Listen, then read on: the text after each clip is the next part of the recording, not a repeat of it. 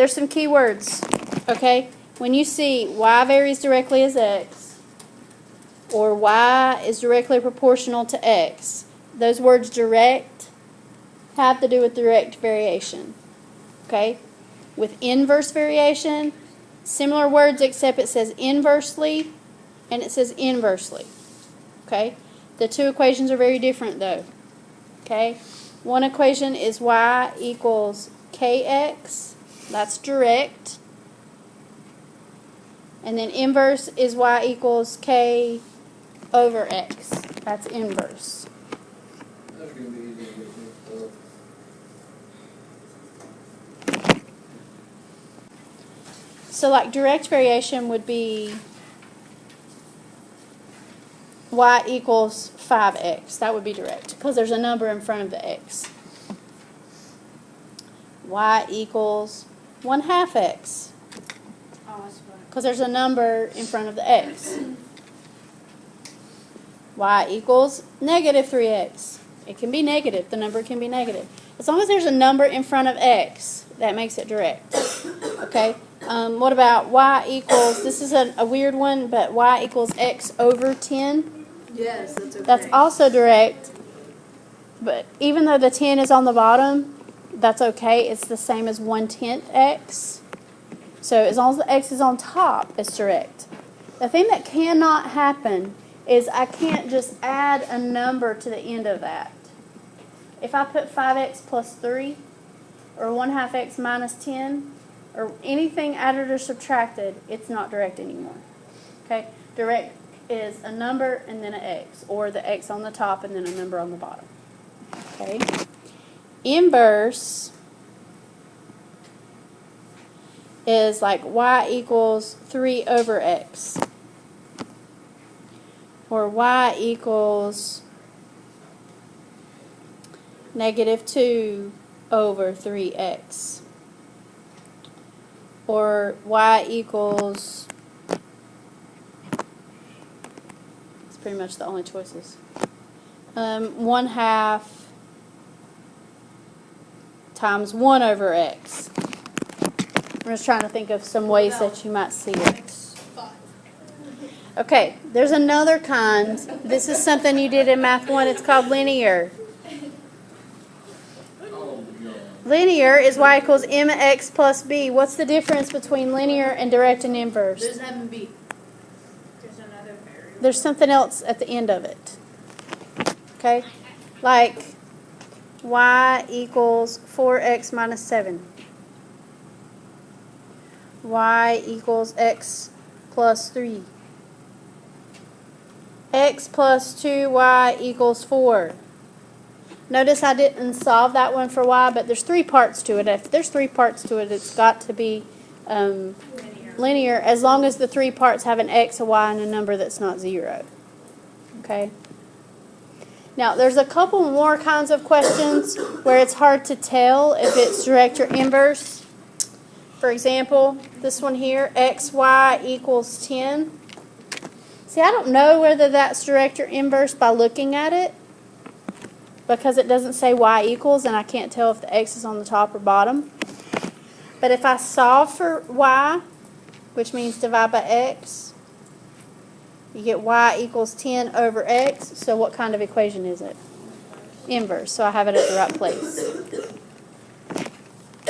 Another one that's kind of weird that you can't just look at and tell is like y over x equals 3. If I put the 3 over 1 and then cross multiply, you get 1 times y equals 3 times x, and then what kind is it? Direct. So like these two right here, you have to solve for y before you can figure out what kind it is. X equals 3 is linear because that means a line that goes up and down through 3. Y equals 2 is linear because that's a line that's going through 2. Those two are just different ones that don't really fit the description, but they would be linear. So if you graph a direct variation, any of those direct variation questions, if you graph it, you're going to get an equation or a line that goes up and down like that. It's diagonal. It goes through 0, 0. Okay? It could be that one. That's not right. It's got to go through 0, 0, so it's hard for me to draw here. But anyway, that one, that one, that one. Any of those that go through 0, 0, that's what a direct variation would look like. Okay? Inverse variation is a weird thing. It looks kind of like this. It has these two little sideways curve things. Okay?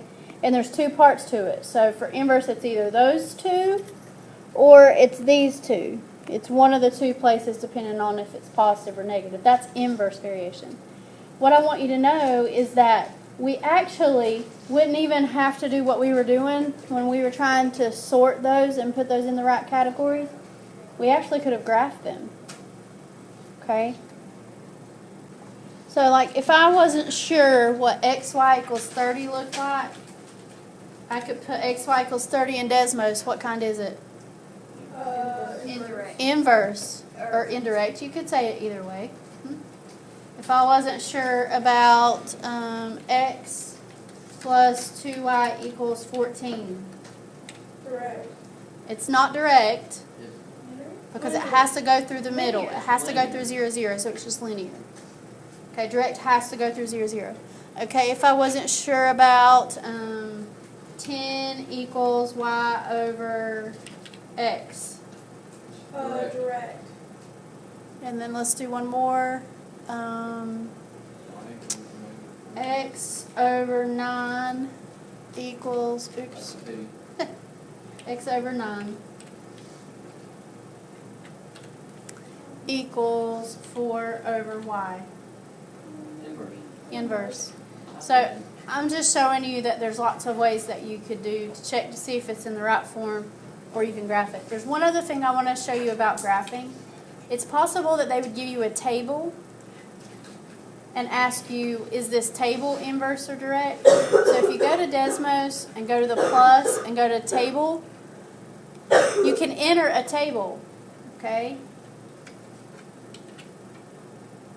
Let's say this was the table that they gave you. You could look at the points. If you connect those points, what's it going to be? Linear. Linear. But it's going through 0, 0, so what kind is linear that goes through 0, 0? Direct. Direct. So that would, yeah, it would be direct, I think. You think you can do those times?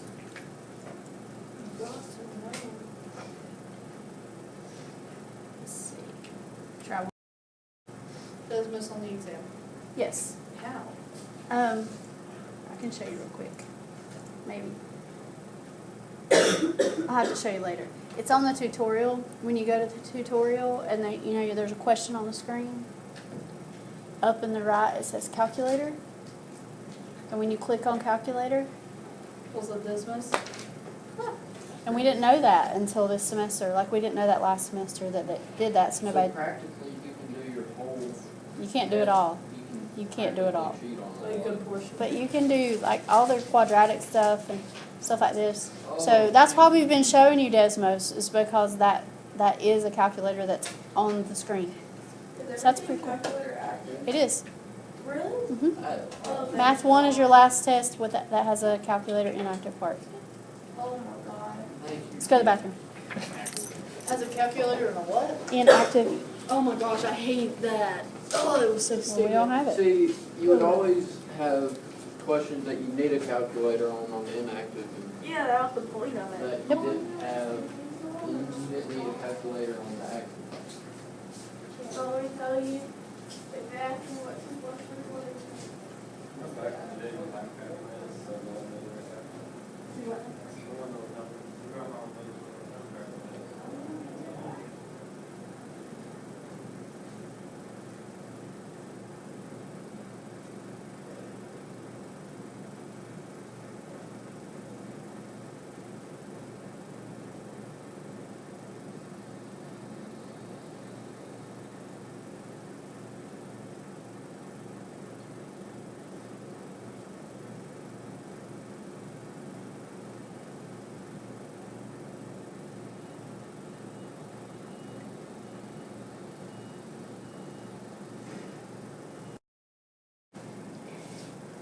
So on the examples below, the ones that have the words, it's just kind of a weird process, but it's the same process every time. Okay? So you start off with whatever it tells you about y and x, and it says y varies directly with x. Okay? If you see varies directly, that means that we're going to start off with the equation y equals kx.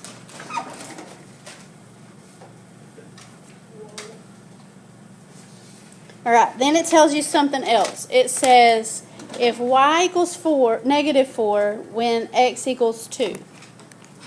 All right, you're going to take those two numbers and you're going to plug them in for whatever it says that it is. So it says y is negative 4, so negative 4 equals k, and then 2 goes where x goes. All right, after you plug those in, then you have to solve for k. You got to get k by itself. So what are you going to do on both sides? Divide by 2. So when I divide both sides by 2, I get negative 2 equals k. All right, so first step is write the equation that you start with. Second step is plug in the two values they give you and find k. Third step is go to the last part of the question, find y when x is 6.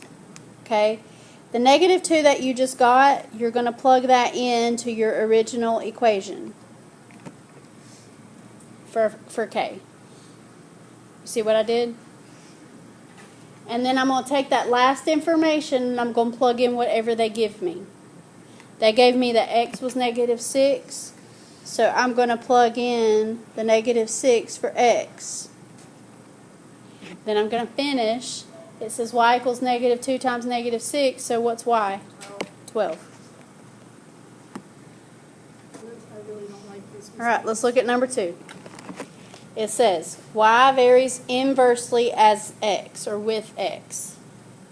That right there tells me what to write down first. What do I write? Y equals k over x. Okay? Read the next part. If y equals 40 when x is 16. So I plug in those numbers. And how do I solve for k? Multiply on both sides. Multiply on both sides by 16. And you get 640. Okay. So then I plug that back in for k. And I go to what it tells me next. Find x when y is negative 5. So negative 5 goes where y is. And we have to find x. So what do you think you do on both sides here to try to find x?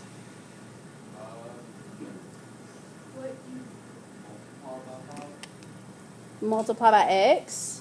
Yeah. Think of it like 5 over 1 if you want to, and then cross multiply, or just multiply by x. You get negative 5x equals 640.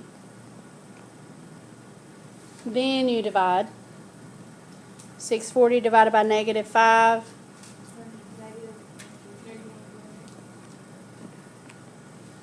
And then that's our answer. No, this is pretty easy. The hard part, I think, is trying to decide whether you're going to divide or whether you're going to multiply and what the process is, because every problem is different. But the process is the same. You get the equation, you find k, and then plug in the other value to find whatever you're asking for. Okay? Try number 3 and try number 4. All right, check your answers on 3 and 4. It was weird that k in that problem was negative 5.6. If you wrote negative 0.83, it still works. You still end up multiplying by that 1.6, and so you get a decimal for both of those. Okay, the word problems are the same, except instead of y and x, we might use different letters. Okay? So read what it says on number 5. The electric current is amperes. That's like the units. in a circuit varies directly as the voltage, V. When 12 volts are applied, the current is 4 amperes. What is the current when 18 volts are applied? Okay, it's the same kind of question, except we're going to use different letters. So we're talking about the electric current varies directly as the voltage. They said to use I for current, but I'm not going to use I. I'm going to use C for current. Okay? Whenever I figure out my letters, I usually use letters that make me relate to whatever the problem's talking about. And sometimes they give me the letters and sometimes they don't. It really doesn't matter what letters you use. But I do it so I can make it relate. So I'm going to say that the circuit or the current varies directly with voltage. So instead of Y and X, I'm going to use C and V. Does that make sense? It said directly, so I knew I had to put the K beside the other letter. Okay, let's look at the next part of it. When 12 volts are applied, the current is 4. So what do you think we're going to do with the 12 and the 4? Plug them in. Just like we did before, we're going to plug them in for the C and the V. So 12 volts go in the V, and the 4 goes in for the C, sorry.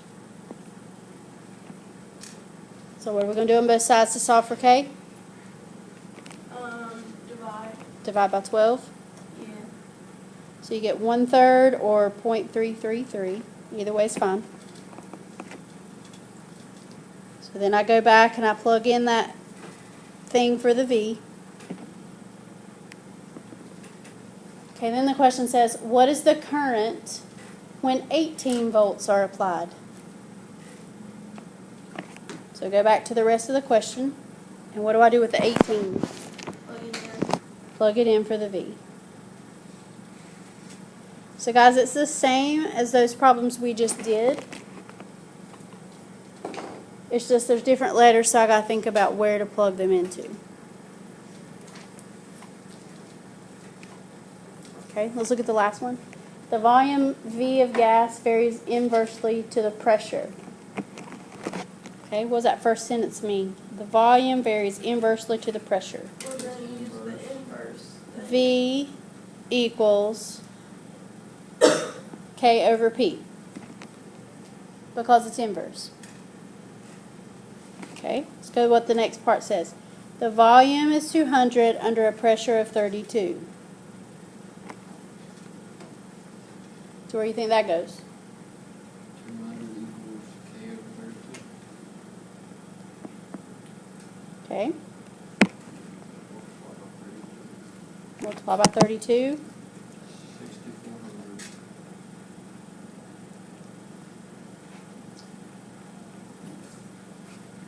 Okay, I plugged it in for K. Let's look at the rest of the question.